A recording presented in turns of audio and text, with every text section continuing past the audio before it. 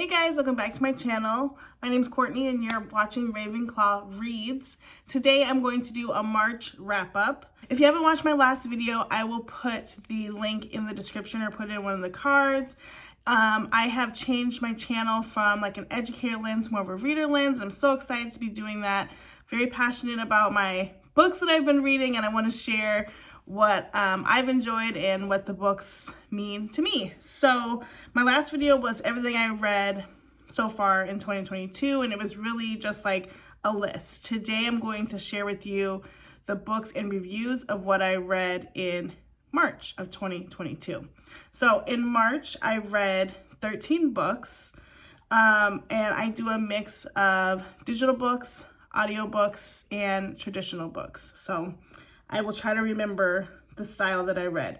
Now, when I filmed last, it happened to be yesterday, but you'll see in my last video, I think I was at 33 books. I'm now at 35. I read 2 books yesterday for April, so I'm not going to talk about those yet. But then, for some reason, Goodreads was not picking up Prisoner of Azkaban. I read book 3 of Harry Potter in February. And when you reread a series in Goodreads, you have to keep adding dates, right? So however many times you read it, you add the dates. And somehow it wasn't adding into my total. Anyway, we got it situated, so I'm at 35 books. My goal for the year is 48, so I'm clearly going to exceed that, but I'm just going to keep pushing. So let's start with what I read in March. Okay, as I described in my last video, I am quite the mood reader. And so although I had a very lengthy TBR, I think I had like 17 books on my TBR, I probably only read like 2 from them because I just read whatever comes out, whether it is something I see on Book Talk or BookTube, or if it's something that I see at the bookstore that I want to get into, or another person that I follow on Instagram, something, whatever. If I want it, I get it, even if it's off the TBR. So I really did not follow my TBR. And then I thought maybe I just don't need to do a TBR. I'm probably not a TBR person because I'm just reading what I want, and that's fine. I also read and reread Sweet Valley High and Babysitter's Club as palate cleansers. Love these types of books because reading them from an adult perspective, it's hilarious. So let's get into it. The first book I finished in March was called Alone in the Crowd by Francine Pascal. That's a Sweet Valley High book number 28. This book, I gave it 2 stars.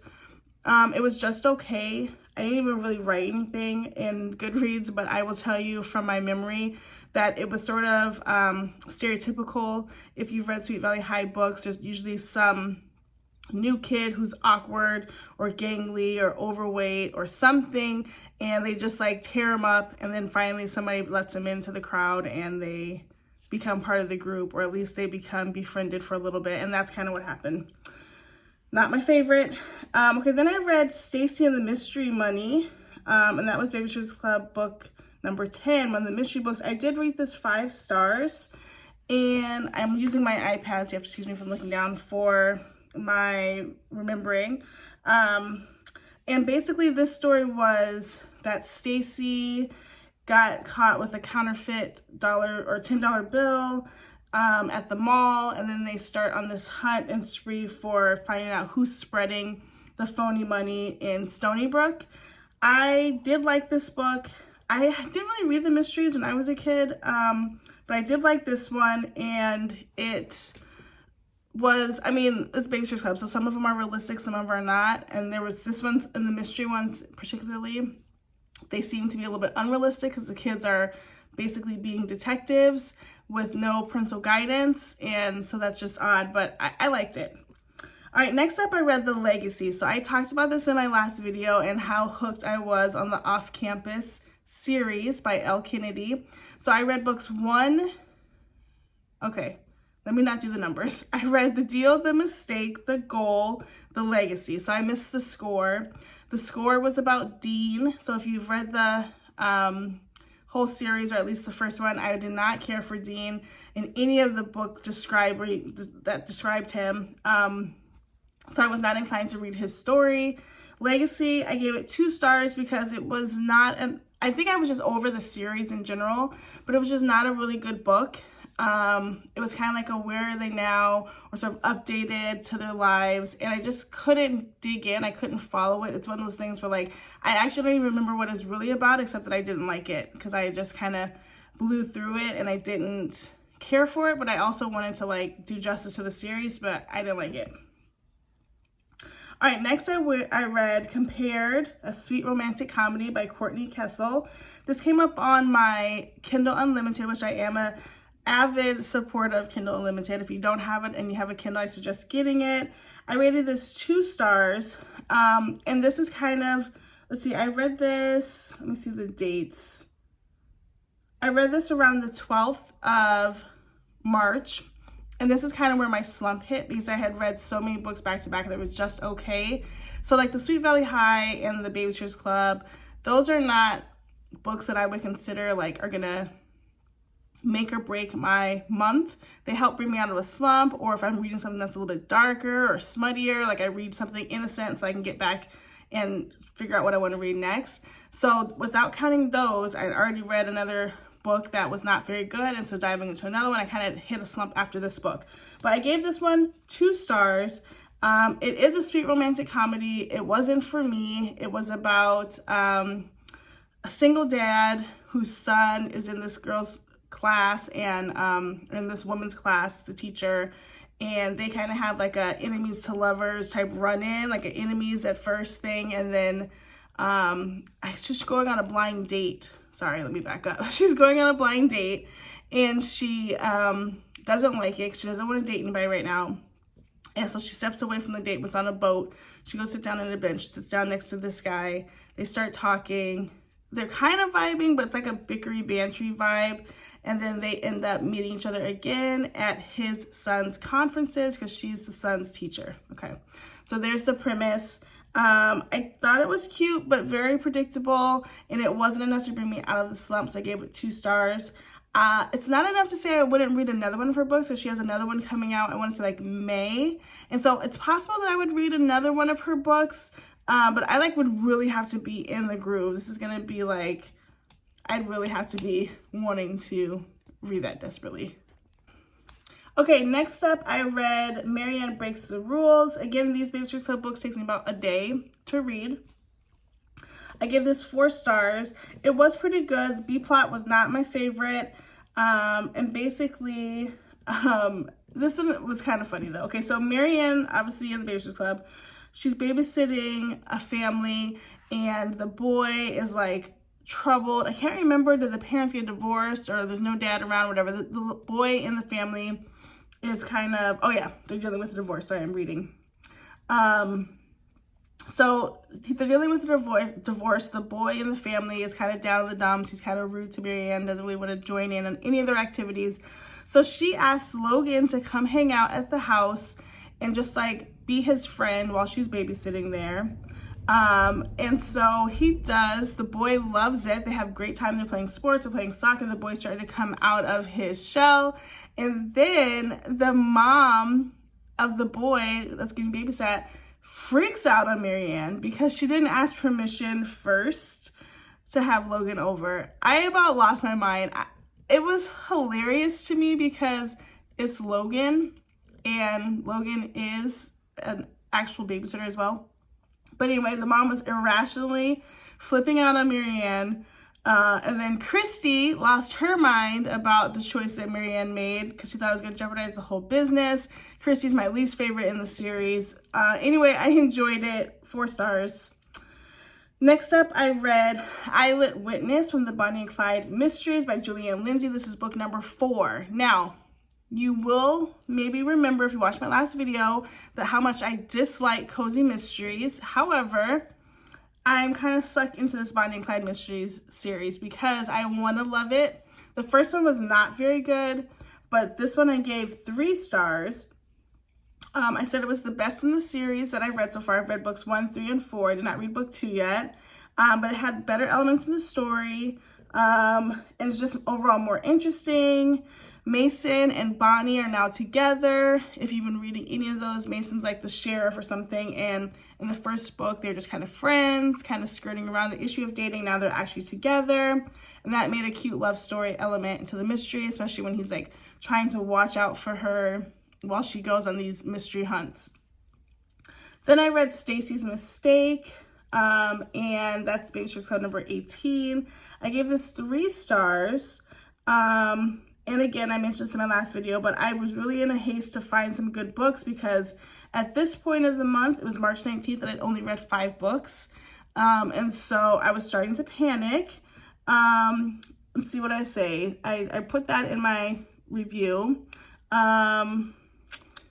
This was a book early on in the series, and I've been reading books that were later in the series. So the bonds and friendships to me look different in the earlier part of the series. So the girls go to New York, and they're there. Stacy goes to New York to visit. I think this is back when she's living in New York again with her family before they divorce. And there's some big event coming, and she has the idea to bring all the kids together that needs to be babysat and have her friends come up to New York and babysit the kids. So everybody agrees to it. And then there's just a friend clash between Stacy's BSC friends versus her New York friends. She tries to connect all her friends together. It doesn't work out. There's jealousies until they figure each other out, and then it all works out in the end. So not my favorite, but it was one of those. Okay, then I start getting my groove a little bit. On the 20th, I listened to Snow Day. It was a Sunday, and it was just a quick novella to get me through Sunday, and it was all about this little train ride. And what happened in the story, I honestly can't even remember, and that's sad. But it's like the plot was very simple. The romance was probable, but it didn't actually develop. So it's like they were on a train ride. There are some hiccups and delays on the train. She's engaged or attached to somebody waiting to be proposed to. We don't know his backstory, but he seems to be single. And they start kind of engaging on this train ride / horrible trip because they've had to hop off and find different transport. They're going to the same location. And at the end, they come back together. So super cute. Okay, then I went to Last Chance, Sweet Valley High book number 36. And this one was so good. It was like the best tea you ever want to have. So this book focused on, let me see if I can get their names. Okay. It focused on Johanna and, oh my gosh, what is his name? I feel like you need his name to understand. Peter. Okay, thank you, I'm in it. It focused on Johanna and Peter. So Johanna, a Sweet Valley High School student, but dropped out after her mom died, because of course tragedy happens in Sweet Valley High, but not to the Wakefields. But so her mom passes, and she drops out of school. And she decides she's going to go back to school because she wants to do it for her mom. She actually found a diary of her mom after her mom passed that just talks about how much she wanted Johanna to finish school and go back to school. Johanna feels like an outcast in her family because her sister is very musical, her dad is musical, and her mom was musical. And she is not musical, but she's very science-based. So she decides she's going back to school for her mom because that was like sort of her mom's last wish. She goes back to school and kind of reconnects with Peter DeHaven. And Peter is a scumbag, but Peter was like her longtime crush all the way up through middle school and high school before she dropped out. And she just thinks the world of Peter, but the problem is Peter also thinks the world of Peter. And he's the most conceited, selfish person you'd ever want to read about. He's obsessed with himself, but she kind of eats it up as they're trying to figure out science and tutoring and getting her going. So Elizabeth comes in the story because she is tutoring Johanna, and then Jessica has another plot, which is real grimy too. Okay, so Johanna and Peter are friends. Peter has a girlfriend, Amy. Peter asks Johanna out to go do this errand up at the canyon when Amy's out of town, and then he kisses her, and then she's obsessed. She goes, she visits him, she loves him, whatever. So then Amy's popular, Peter's popular, Johanna is not. So after the kiss, Johanna comes back to school and tries to like have a conversation with Peter or see him in the hallway, and he totally blows her off. Then he'll catch her by himself or by herself and try to like talk to her. I think we've all known situations like this. So anytime Amy's out of town, he talks to Johanna and tries to date her and keeps telling her how he's going to break up with Amy and she doesn't mean anything to him and she's too serious, whatever. And Johanna totally eats it up and everybody's trying to convince her otherwise. Eventually she realizes that he's a jerk and moves on. The B plot in this was also good because Jessica's friend, what is her name? I forgot. Jessica's friend is dating their brother Steven, and Steven's away at college, and Jessica feels like they shouldn't be so serious, so she starts inserting herself into all of their business, trying to break them up, trying to insinuate that one is cheating on the other and vice versa. Just like, Jessica's a horrible person. If you read the Sweet Valley High books, she's literally my least favorite, and she makes me like feel so angry when I read the stories. Anyway, for a sweet little, you know, YA book, it was fantastic. Okay, then I read, well, throughout the whole month, I listened to Harry Potter and the Goblet of Fire. And I talked about this a little bit in my last video too, but for my reread of Harry Potter, I'm doing it all on Audible and just listening to it throughout my day. This one I was listening to on my way to and from work, and it took literally the entire month. So I started March 1st, and it went all the way to like the 24th or something, 20 hours, and I actually read double time or 1.6 speed. So at some points towards the end, I started to speed it up because it was just like dragging. Goblet of Fire is my least favorite book. We can all debate about it. It's my least favorite book. It's my least favorite book. It's my least favorite movie. The movie's so far off from the plot of the book. It is ridiculous to me, and I don't like the story. Although the story is a great foundation for things to come, right? And it's like, boom, Voldemort's back, and there's a lot of epic parts in it. It's still not my favorite book. My favorite book is Prisoner of Azkaban. So, okay. So that was like my ongoing throughout the month. Then I had some good things happen, so I went to go celebrate with a book haul. It's my favorite way to celebrate.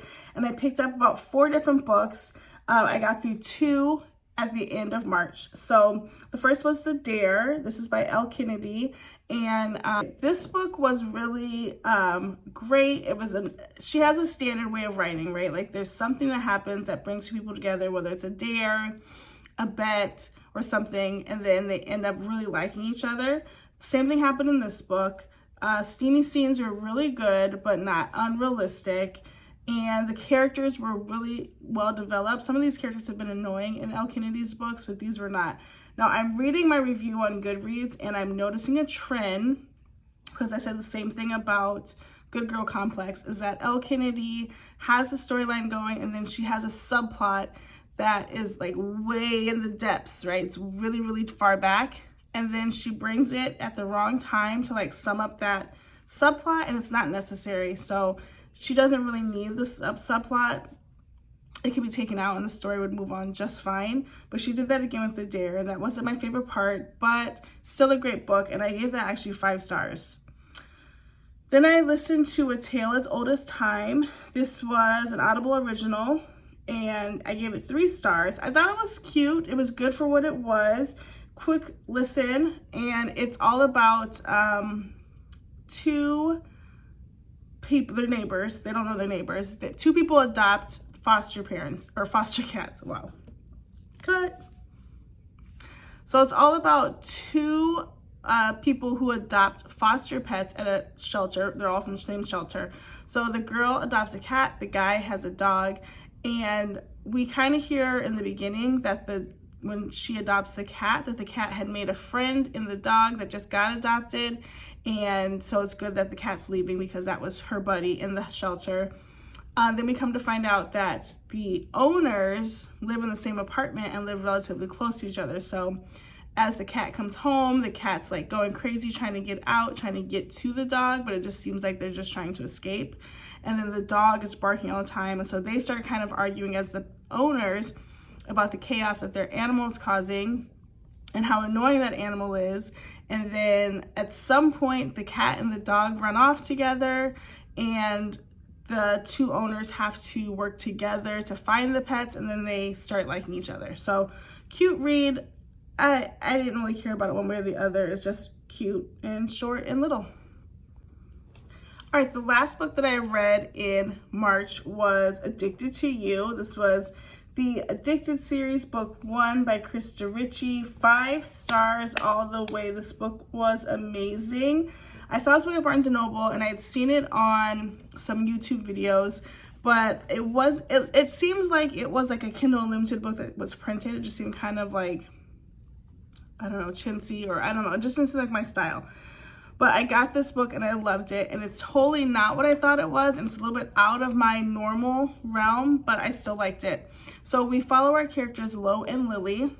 Lo and Lily are children of moguls, like they own companies, and they have been friends forever since childhood, and they are living together and faking a relationship. They've decided to become allies and fake this relationship so that their families don't actually know who they are as people, and will let them just live their lives because they feel safe knowing that one is with the other. So Lily's parents feel good that she's living with Lo.